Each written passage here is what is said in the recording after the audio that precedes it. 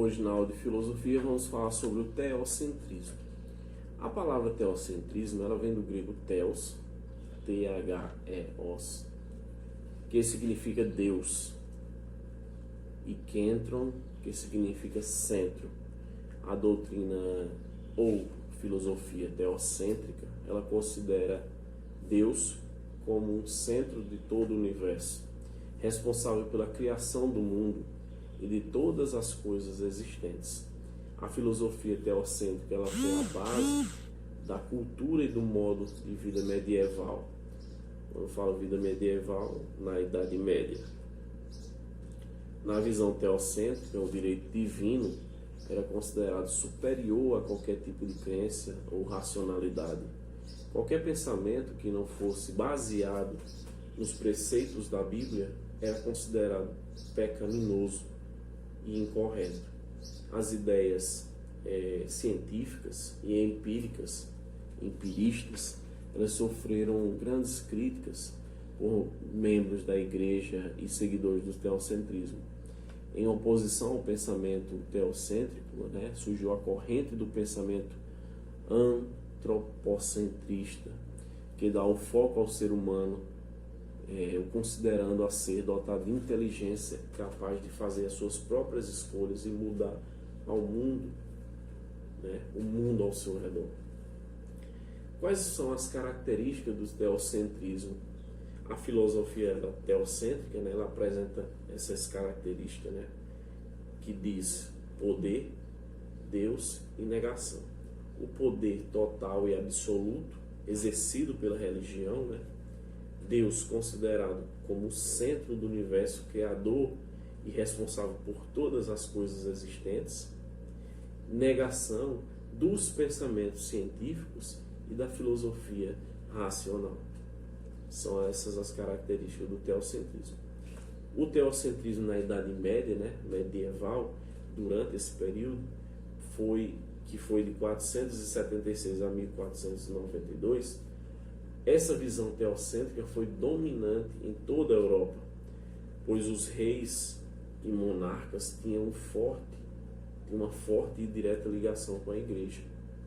Os reis justificavam seus poderes gastos como escolha divina, por isso eles deveriam ocupar posições de lideranças e garantir ordem entre os não escolhidos. A religião era frequentemente utilizada para justificar todo tipo de ação governamental. Além de exercer a influência sobre as monarquias, a igreja ela ditava as regras referentes ao comportamento das pessoas, o que deveria ser lido, quais práticas eram consideradas corretas e aceitas.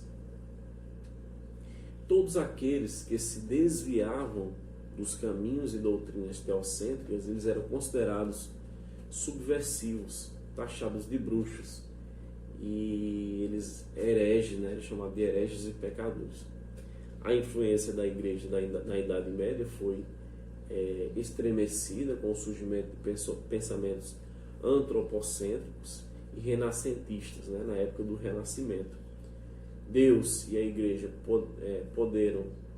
eles tiveram um momento que eles perderam o lugar de destaque, as monarquias se enfraqueceram e o direito divino foi questionado e o homem passou a ter destaques como centros de pensamento, ciências e acontecimentos.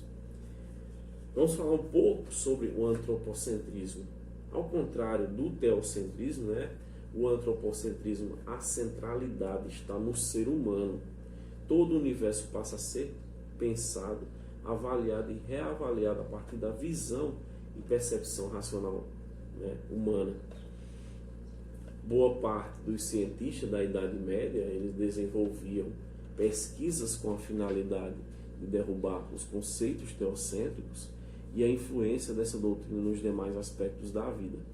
Uma das teorias antropocêntricas mais complexas é a do heliocentrismo de Copérnico, que refuta o modelo geocêntrico ao afirmar que o Sol encontra-se no centro do sistema solar e a Terra gira em torno dele.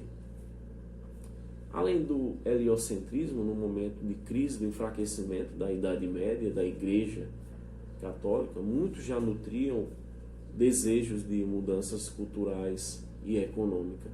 Nesse contexto tiveram início as grandes navegações, né, e o desenvolvimento e fortalecimento do comércio e o surgimento da burguesia.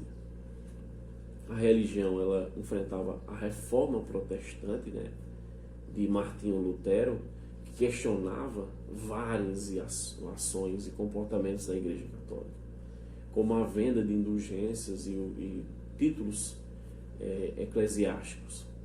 Na cultura e mudança do pensamento, a atitude levou ao fortalecimento do renascimento cultural e do humanismo renascentista italiano, certo? Então falamos um pouco sobre o antropocentrismo também.